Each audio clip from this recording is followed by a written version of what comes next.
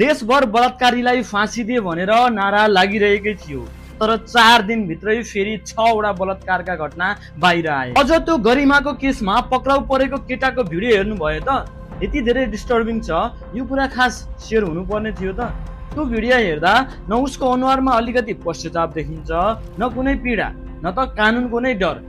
त्यो हेरेपछि मलाई एउटा कुरा लाग्यो, यस्ता मान्छेलाई तँलाई फाँसी हुन्छ भनेर रोक्न सकिएला त, किनकि यस्ता अपराध गर्ने मान्छेले मलाई कति वर्ष जेल हुन्छ वा फाँसी हुन्छ कि हुन्न भनेर सोचेर अपराध गर्दैन। हामी अझै एउटा गल्ती गरिरहेकै छौँ।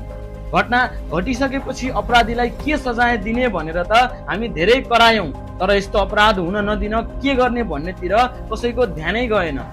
रिस मलाई पनि उठेको छ, तपाईलाई पनि उठेको छ, तर यो रिसलाई अब सही ठाउँमा प्रयोग गरौँ।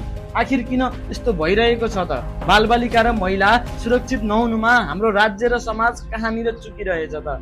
अहिले नयाँ सरकार छ, सरकार सफल भयो कि भएन भनेर केवल बाटो बन्यो कि बनेन, जीडीपी बढ्यो कि बढेन भनेर मात्र हेरेर भएन। मुख्य कुरा यो देशमा हाम्रो चेलीबेटी र बालबालिका कतिको सुरक्षित भए। अर्को गरिमाले यस्तो भोग्नु नपरोस् भनेर राज्यले के गर्यो त्यो हेर्नु छ। घटना भएपछि फाँसी माग्नु आफ्नो ठाउँमा सही होला, तर असली सफलता त्यति बेला मात्र हुनेछ जुन दिन हामीले बलात्कार भइसकेपछि के सजाय दिने भनेर बहस गर्नुको सट्टा अगाडिबाट नै बलात्कार हुनै नदिने समाज र देश बनाउन सक्नेछौँ।